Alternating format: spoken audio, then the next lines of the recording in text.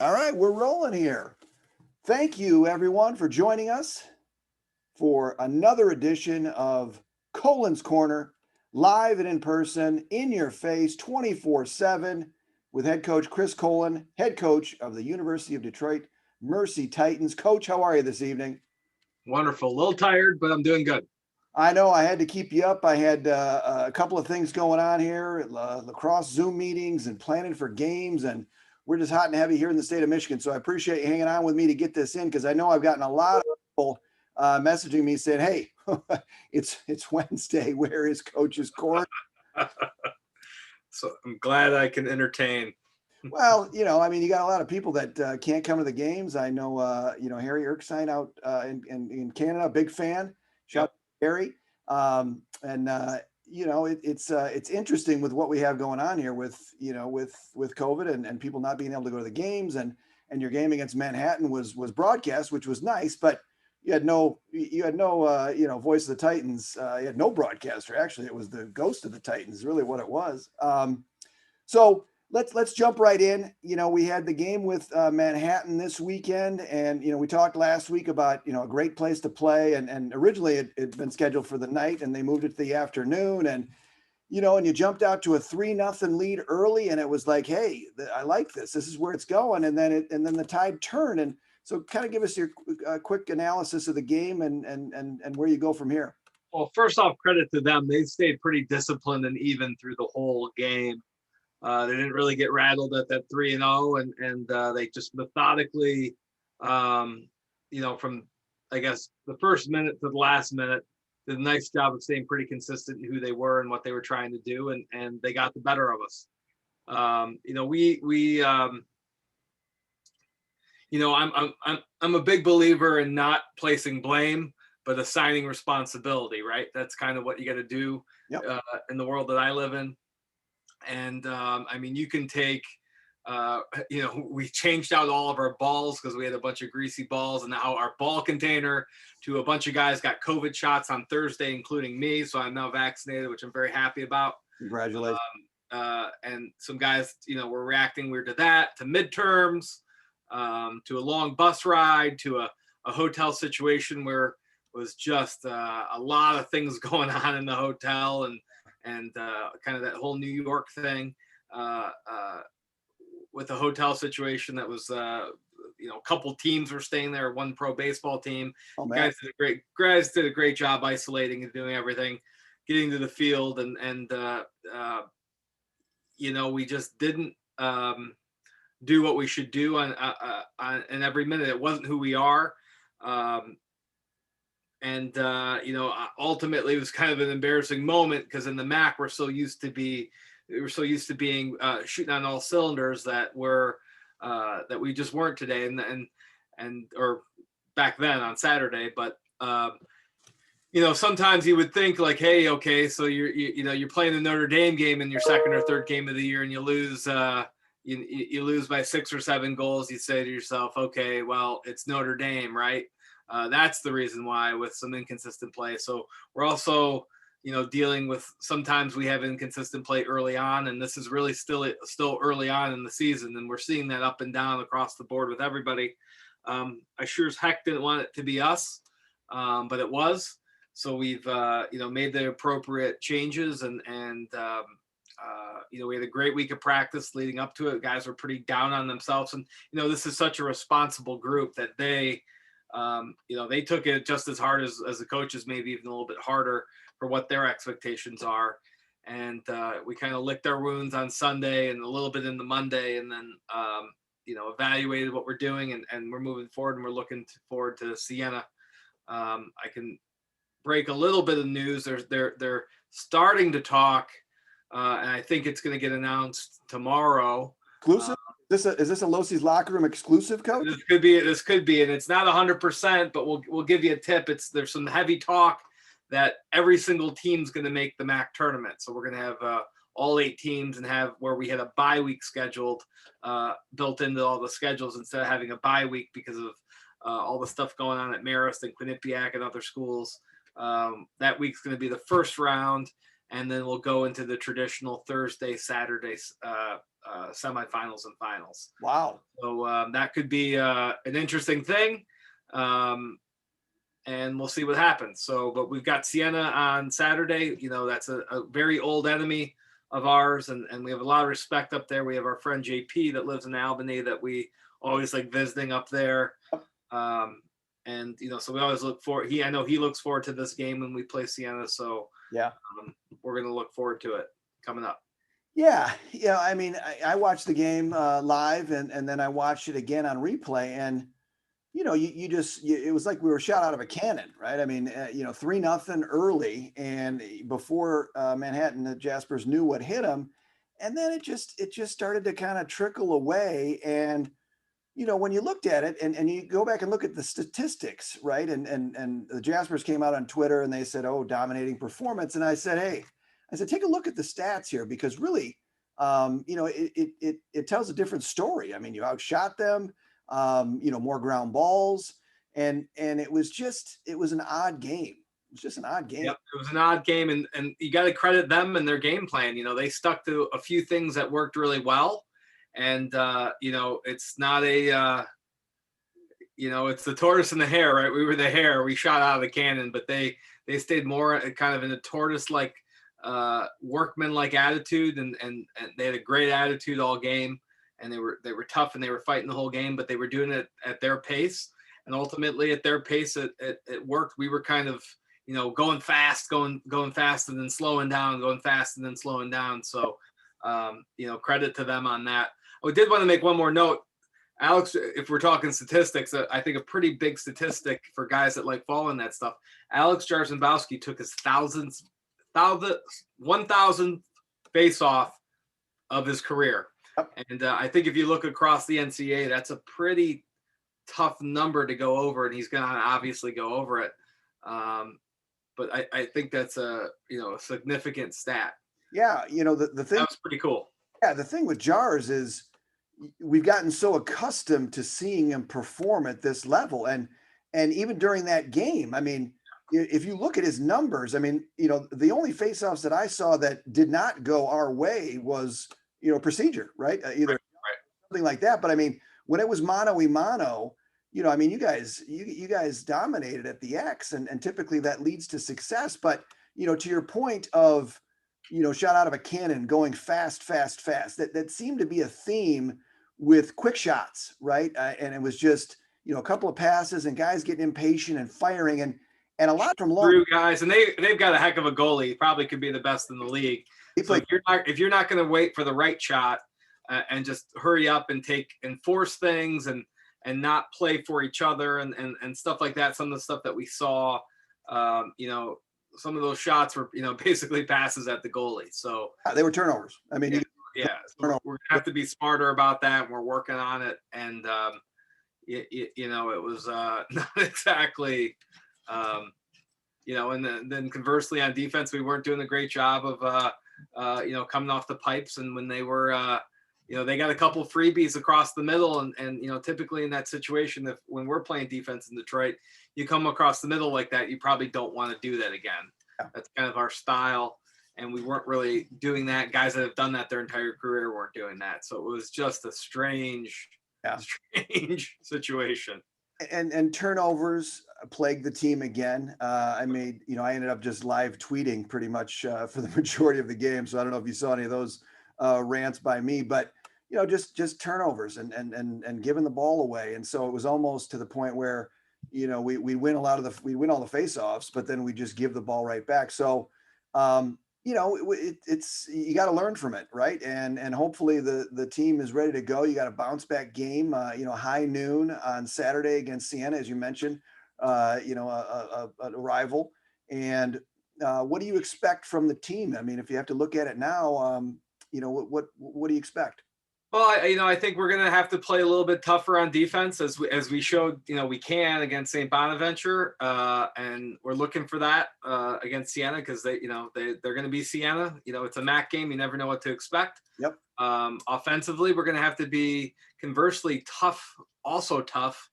And that means finding the right shot, finding the great mismatch, finding the easy shot Right. versus trying to force something because whether you want to take over a game or you think you have to, or typically our offense when it's at its best is we find a great mismatch and a great situation and we can get a quick shot off that seems pretty easy versus one that is a lot of work. So that's what our movement's for. That's what we set up, and I'm hoping that we are disciplined enough and tough enough to do that moving forward on Saturday. So we're working on it. Yeah, and to that point, one of the things that I made a note of is that you look back at the Marist game, you look at the Bonaventure game, and both those games you had a handful of shot clock violations, right? And those are not necessarily bad things, right? It means you're being patient, and it's not like you're getting shots; they just don't hit cage. And so, but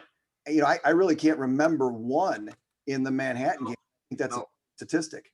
Yep, that's again a little bit of rushing, and again we also one more point on Manhattan is you also have to learn how to travel a little bit. Which sure we went to Marist, and that was a game that counted but didn't count it, and people were excited, and yeah, it was that first game. But this is like okay, this is the workman type game where you got to get on a bus and go all the way to Manhattan and back in 24 hours, and it's some of those things that you have to.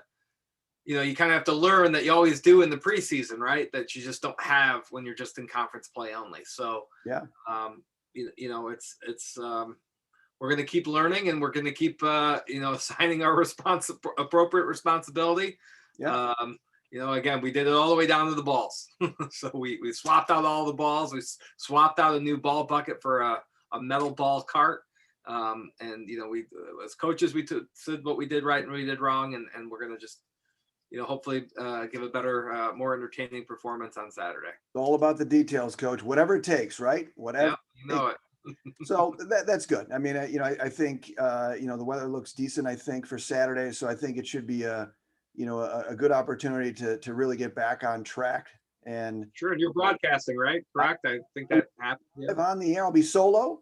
JLO Solo is what I like to call it. So please tune in. It should be a great day of lacrosse. I'm going to make it fun as I always try to do. And I wish I could have done it. I was down here in the basement watching it. The Manhattan game. I was pretty much broadcasting to myself.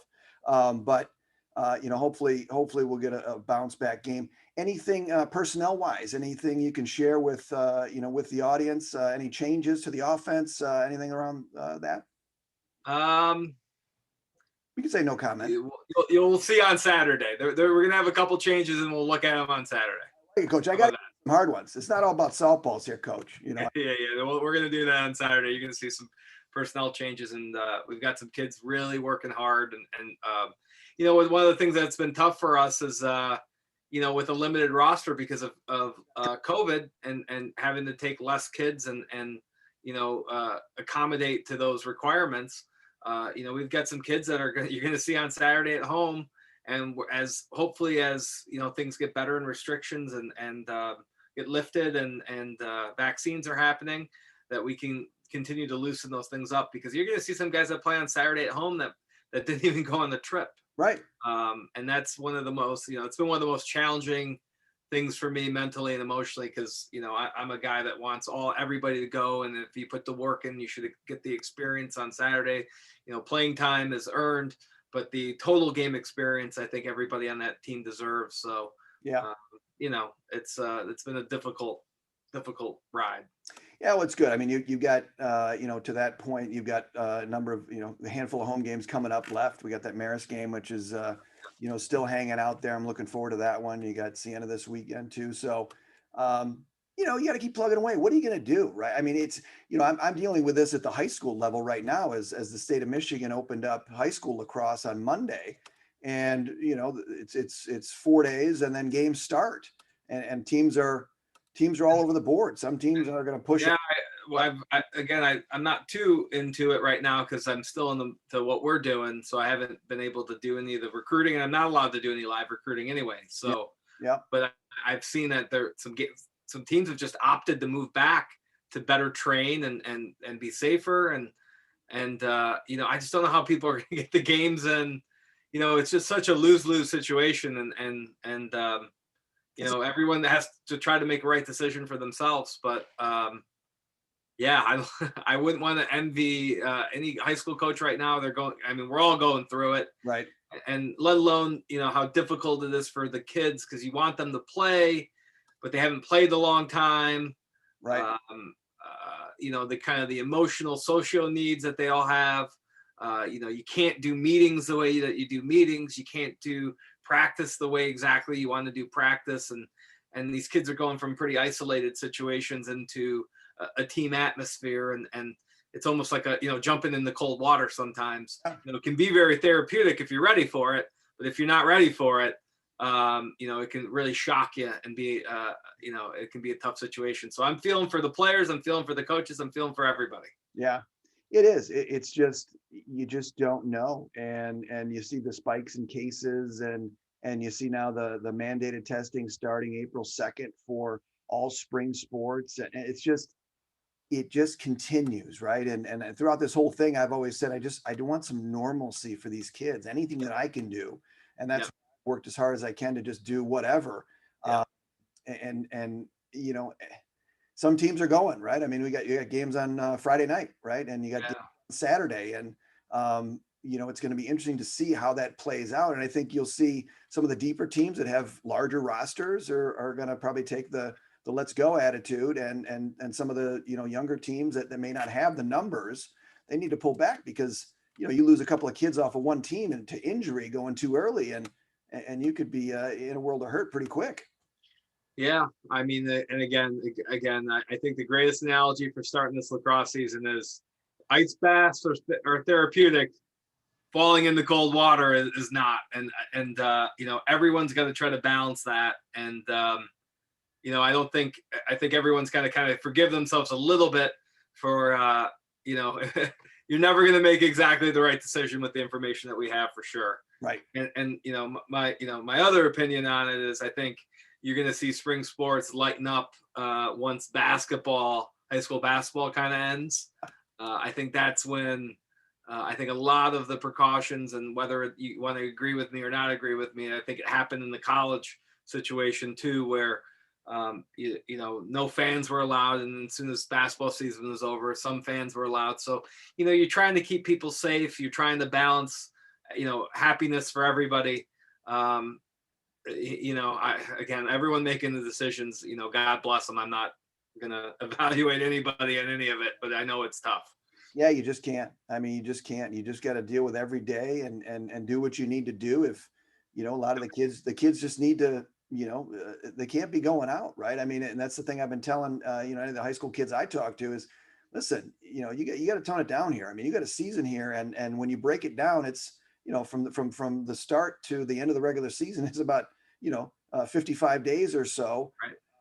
And you lose 2 weeks because of a positive test or a quarantine, and your season is torpedoed. So right. Yeah, mask up and stay safe, and do the right things, and hopefully we'll get them in. I think after spring break, and then you got spring break in the mix too, with fans going out of town too. So that's tough. Yeah, there's no right answer with it, but you just got to do the best you can out there.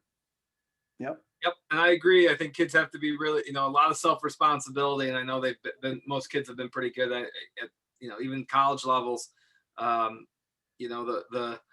that stuff that you think is in front of you, that'll be there. This lacrosse season will come and go very quickly. And that's a very special thing. So I hope people make the right decisions. Yeah. And on that note, Coach, I think it's interesting with the mandated testing now coming out. I think a lot of high school students, high school players, and parents are out there thinking, well, how's this test going to work, and what's that mean, and all those things. Can you speak real quick on really what you guys do as it relates to testing and how you're doing it? Because I think there's a lot of pushback out there about the testing, and I get it. But when you look at what you're doing and what the colleges are doing, can you kind of give a feel for what you guys go through? Well, sure. For a while, we were doing, what's that called, John? The PCR, is that the real one up the nose, the real deep one? Yep. The PCR. Yep.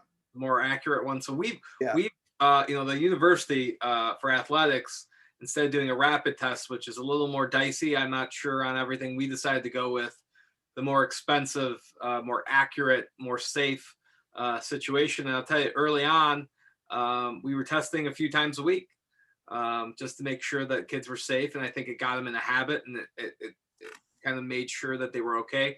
We're down now to testing on Thursdays. So tomorrow morning, everyone gets up and gets a test. And we, luckily with our partners at Henry Ford, we typically get the results by 5 or 6 o'clock, and worst case 7 o'clock in the morning the next day. And so far we've been so good, with our situation. But one kid gets a positive in that test, and our whole weekend is canceled. Yeah.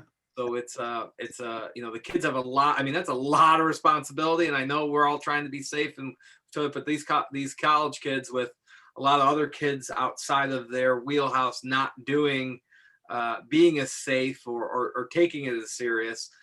You got to give a lot of credit to all these college athletes that have made the sacrifice to play their sport. So so far so good for us, but each week it's Thursdays are a little bit almost as stressful as Saturdays for me now. Yeah.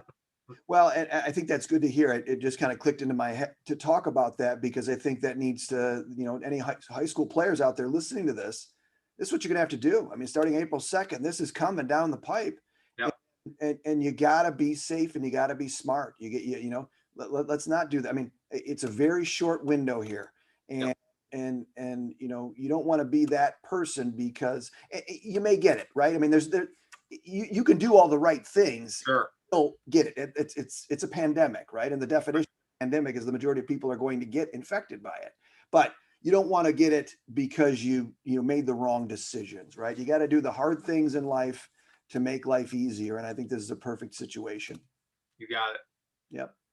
All right, Coach. Well, we can wrap it up, sir. I know you got to get to bed, and you just said, Thursday is kind of D-Day or test day. So it's going to be stressful for you to knock on wood. We'll be okay. We got great kids, and they're great kids. They've been great, and they've all made such great decisions, and they're so motivated in what they want to do. And we're going to look back to we're going to look back to being who we are on Saturday, and hopefully we can show up and let the world know who we are. So it'll be good. You got one, you got a pretty prolific goal scorer there in Siena coming in. I know he's up there, top 3 in the league in points and also in goals. Yep. You're going to have to lock him down, Coach. That's for sure. And they got decent goaltending. It's interesting. I mean, really, you look at, game 1, 2, and 3, you faced hot goaltenders, and it's up in you're up in the top 2, I know, in shots on goal and shots. And you just face some hot goaltenders too. So yeah, we're going to do the best we can. They're good players at Siena. We've had, we've gone in there and they've kicked our butt, and we've gone in there and they've kicked, we've kicked their butt. So it's, you never know, especially in the MAC. You just never, they call it the Wacky MAC for a reason. And, I just, you always hope. I know how great our kids are, and how great, I know the kind of work they put in. I know what kind of effort, and I know where their hearts are and their minds are. So I just, I always want the world to see it. So. All right, Coach. Well, hey, good luck. Everybody out there, tune in. I think we're on ESPN Plus again. I'll be doing the call 12 noon, Titan Field. The Titans host Siena, and should be a good one, Coach. Good luck. Good luck tomorrow. Finish up strong this week, and let's get a W on Saturday. Sounds good. All right, Coach.